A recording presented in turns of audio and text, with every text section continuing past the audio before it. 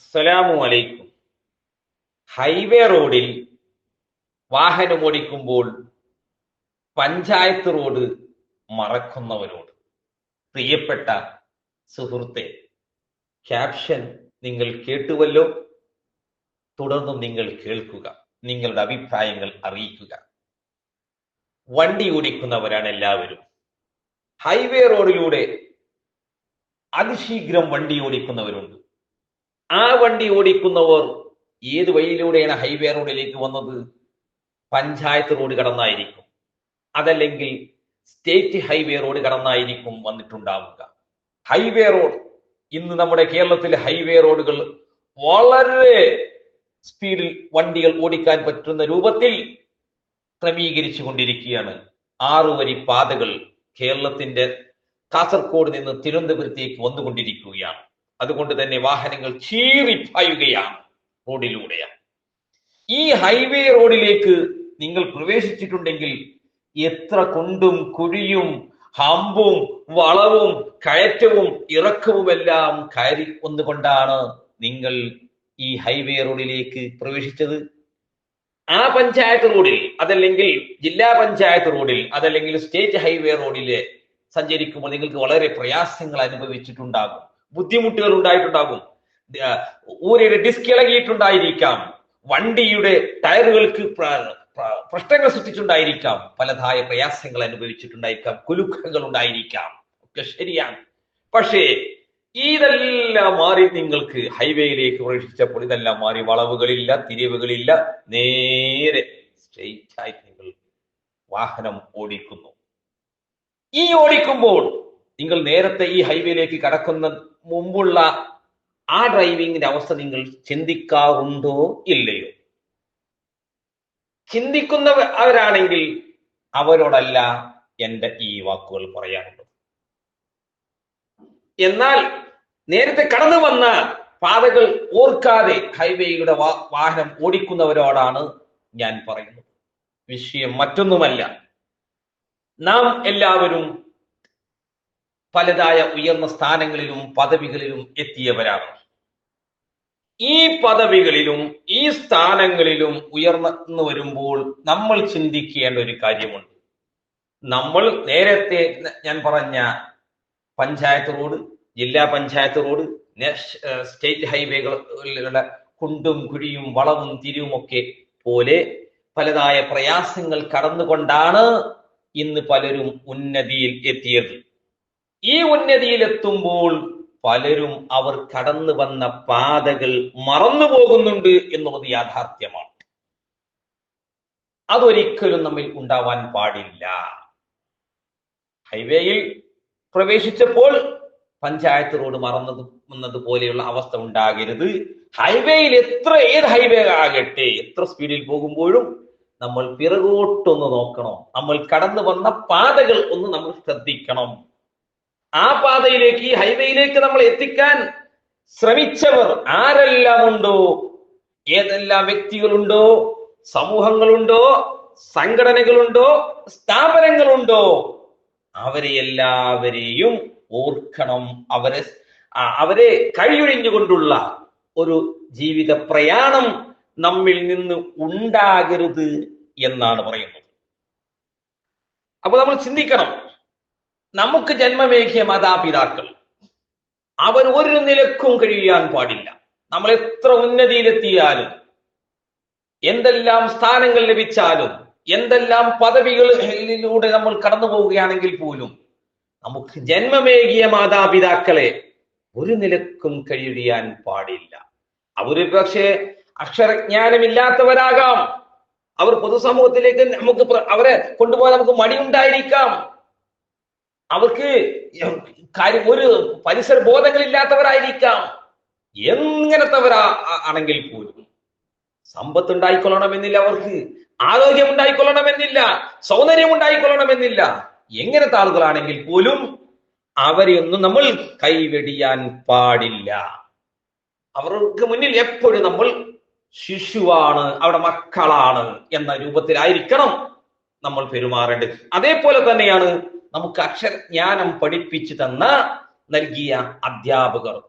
അത് ഒന്നാം ക്ലാസ് മുതൽക്ക് നമ്മൾ ഏതെല്ലാം ഉന്നതിയിൽ എത്തിയിട്ടുണ്ടോ ആ ഉന്നതിയിൽ പഠിപ്പിച്ച് എല്ലാ അധ്യാപകരെയും നമ്മൾ ബഹുമാനിക്കണം, ആദരിക്കണം. നമ്മൾ ഓരോ മേഖലയിൽ എത്തുമ്പോഴും ആ അധ്യാപകരെ നമ്മൾ സ്മരിക്കണം, അവരെ മറക്കാൻ പാടില്ല. അതേപോലെ തന്നെയാണ് നമ്മൾ ജനിച്ചു വളർന്ന നാട്. ചില ആളുകൾക്കൊക്കെ ജനിച്ചു വളർന്ന നാടിനോട് ഒരു പുച്ഛമുള്ള ആളുകളുണ്ട്. അത് ശരിയല്ല എന്നുള്ളതാണ്. നമ്മൾ കളിത്തൊട്ടിൽ ആ നാടാണ്. നമ്മൾ മൺകട്ടയെടുത്തുകൊണ്ട് പുട്ടിച്ചുട്ട് വളർന്ന നാടാണ്. ആ നാടിനെ നമ്മൾ കൈവെടിയാൻ പാടില്ല. നമ്മുടെ സൗകര്യത്തിന് വേണ്ടി ചിലപ്പോൾ നാട്ടിൽ നിന്ന് മറ്റു നാട്ടിലേക്കൊക്കെ താമസങ്ങൾ മാറ്റിയേക്കാം. ജോലി ആവശ്യാർത്ഥം തിരക്കുകളൊക്കെ കാരണത്താൽ പലതരക്ക് മാറിയേക്കാം. എന്നിരുന്നാൽ പോലും നമ്മൾ ജനിച്ചു വളർന്ന നാട്, അതിനെ കൈവെടിയാൻ പാടില്ല. അതേപോലെ തന്നെയാണ് നമ്മെ പഠിപ്പിച്ചു വളർത്തിയ നമ്മുടെ വിദ്യാഭ്യാസ സ്ഥാപനങ്ങൾ. ആ സ്ഥാപനങ്ങളിൽ നമ്മൾ കൈവെടിയാൻ പാടില്ല. ആ സ്ഥാപനങ്ങൾക്ക് നമ്മളാൽ കഴിയുന്ന സഹായങ്ങൾ എന്തെല്ലാം ഉണ്ടോ അതെല്ലാം നമ്മൾ ചെയ്തു കൊടുക്കണം. അത് നമ്മൾ പ്രത്യേകം ശ്രദ്ധിക്കേണ്ടതാണ്. അതുപോലെ തന്നെയാണ് പ്രതിസന്ധി ഘട്ടത്തിൽ നമ്മെ കൈപിടിച്ചുയർത്തിയവർ നിരവധി ഉണ്ടാകും.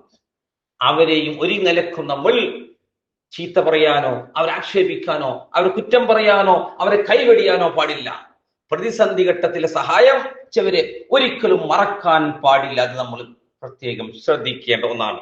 അതേപോലെ തന്നെ നമ്മുടെ വളർച്ചയ്ക്ക് വേണ്ടി സഹായിച്ച നിരവധി ആളുകൾ ഉണ്ടായിരിക്കാം. സാമ്പത്തികമായി സഹായിച്ചവരുണ്ടാകും, ശാരീരികരമായി സഹായിച്ചവരുണ്ടാകും. ചിലപ്പോൾ ഒരു ലെറ്റർ തന്നായിരിക്കും സഹായിച്ചത്. നിങ്ങൾക്ക് ഒരു പക്ഷേ ഒരു ഡിഗ്രിക്ക് അഡ്മിഷൻ വാങ്ങി തന്നത് നാട്ടിലെ ഒരു പഞ്ചായത്ത് മെമ്പർ ആയിരിക്കാം, അതല്ലെങ്കിൽ പഞ്ചായത്ത് പ്രസിഡന്റ് ആയിരിക്കാം. ആ പ്രസിഡന്റിന്റെ വാക്കുകൊണ്ടായിരിക്കാം നിങ്ങൾക്ക് അവിടെ അഡ്മിഷൻ ലഭിച്ചതെങ്കിൽ നിങ്ങളുടെ വളർച്ചയ്ക്ക് ആ പ്രസിഡന്റിന്റെ പങ്കുണ്ട് എന്നുള്ളത് നിങ്ങൾ മനസ്സിലാക്കുക. ആ പ്രസിഡന്റിനെ കൈവെടിയാൻ പാടില്ല. മഹല്ലിലെ ഒരു സെക്രട്ടറി ആയിരിക്കാം നിങ്ങൾക്ക് ഒരു സ്ഥാപനത്തിലേക്ക് അഡ്മിഷൻ വാങ്ങി തന്നത്. ആ ആ സെക്രട്ടറിയെ നിങ്ങൾ ഒരു നിലക്കും കൈവെടിയാൻ പാടില്ല. നിങ്ങൾക്ക് നിങ്ങളുടെ വളർച്ചയ്ക്കുള്ള സഹായം ചെയ്ത ഈ സെക്രട്ടറിയെ കൈവെടിയാതെ നിങ്ങൾ അവർക്ക് വേണ്ടത് നിങ്ങൾ ചെയ്തു കൊടുക്കണം. അത് നമ്മൾ പ്രത്യേകം ശ്രദ്ധിക്കേണ്ടതാണ്. അതുപോലെ തന്നെ പല ആളുകൾക്കുമൊക്കെ സാമ്പത്തികമായ കുറച്ച് ഉന്നതിയിലെത്തിയാൽ പിന്നെ താൻ വളർന്നു വന്ന ആ റൂട്ടെല്ലാം മറക്കുകയാണ്. അത് പാടില്ല. നമ്മൾ എത്ര സാമ്പത്തിക ഉന്നതിയിലെത്തിയാലും നമ്മൾ വളർന്നു വന്ന പാത, നമ്മൾ പട്ടിണിയിൽ നിന്നാണ് പരിവട്ട ഉണ്ടായിരുന്നവരാണ്, അതിൽ നിന്നാണ് നമ്മൾ ഉയർന്നു വന്നത് എന്ന ബോധം നമുക്കുണ്ടായിരിക്കണം. അപ്പോൾ സമ്പത്ത് എത്ര ഉണ്ടാകട്ടെ, ഇല്ലാതിരിക്കട്ടെ, നമ്മൾ താഴേക്കിടയിലേക്ക് നമ്മൾ എപ്പോഴും നോക്കിക്കൊണ്ടിരിക്കണം. ഇന്നത്തെ സമ്പത്ത് നാളത്തെ ദാരിദ്ര്യത്തിലേക്ക് ചിലപ്പോൾ എത്തിച്ചേക്കാം. അതിനും ആ സമ്പത്തെല്ലാം തന്ന റബ്ബിന് കഴിയുമെന്ന ചിന്ത നമുക്കുണ്ടായിരിക്കണം.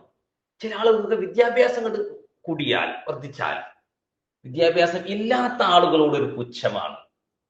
ശരിയല്ല. നമുക്ക് ഒരു പക്ഷേ എന്തോ ഒരു കാര്യത്തിൽ വിദ്യാഭ്യാസം കൊണ്ട് വിജ്ഞാനം ഉണ്ടായിരിക്കാം, എന്നാൽ നമുക്കറിയാത്ത 100,000 കാര്യങ്ങളുണ്ട്. നമ്മൾ മനസ്സിലാക്കുക. ഒരുപക്ഷെ വലിയ അറിവുകളായിരിക്കാം, പക്ഷെ യാതൊരുവിധ വിദ്യാഭ്യാസവും ഇല്ലാത്ത ഒരാളോടും വലിയ വിദ്യാഭ്യാസമുള്ള ഒരാളുടെ കയ്യിലും ഒരു സൂചിയും നൂലും കൊടുത്തു നോക്കുക. വിദ്യാഭ്യാസമുള്ളവന് ചിലപ്പോൾ ആ സൂചിന്റെ ഉള്ളിലേക്ക് ആ നൂൽ കോർക്കാൻ കഴിഞ്ഞുകൊള്ളണം എന്നില്ല. എന്നാൽ യാതൊരു വിദ്യാഭ്യാസവും ഇല്ലാത്ത ആളായിരിക്കാം ആ സൂചിക്കുള്ളിൽ ആ നൂൽ കോർത്തിട്ടുണ്ടാവുക. അപ്പോൾ നമ്മൾ മനസ്സിലാക്കുക, ഓരോരുത്തർക്കും ഓരോ കഴിവുകളുണ്ട്, വിദ്യാഭ്യാസങ്ങളുണ്ട് എന്ന് നമ്മൾ മനസ്സിലാക്കുക. നമ്മൾ എപ്പോഴും ലളിതമായ ജീവിതമായിരിക്കണം കാണിക്കേണ്ടത്. അഹങ്കാരം ഒരിക്കലും പാടില്ല.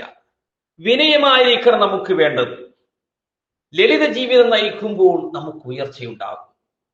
സമ്പത്തിന്റെ പേരിലോ സ്ഥാനത്തിന്റെ പേരിലോ പദവിയുടെ പേരിലോ ഒന്നിന്റെ പേരിലും അഹങ്കരിക്കാൻ പാടുള്ളതല്ല. ഇന്നത്തെ അഹങ്കാരി നാളെ അധപ്പതിച്ചേക്കാം. ഇന്നത്തെ ലാളിത്യമുള്ളവൻ നാളെ ഉയർന്നു വന്നേക്കാം. ഈ അധികാരവും പദവികളുമെല്ലാം ഏത് നിമിഷവും തെറിച്ചു പോകുന്നതാണ്. നമ്മൾ എത്തിപ്പെട്ട സ്ഥാനങ്ങൾ കൊണ്ട് നമുക്ക് ചിലപ്പോൾ വിദ്യാഭ്യാസപരമായി കൊണ്ട് ഉയർന്ന സ്ഥാനങ്ങൾ ലഭിച്ചേക്കാം, ഉദ്യോഗങ്ങളിൽ നമ്മൾ എത്തിയേക്കാം.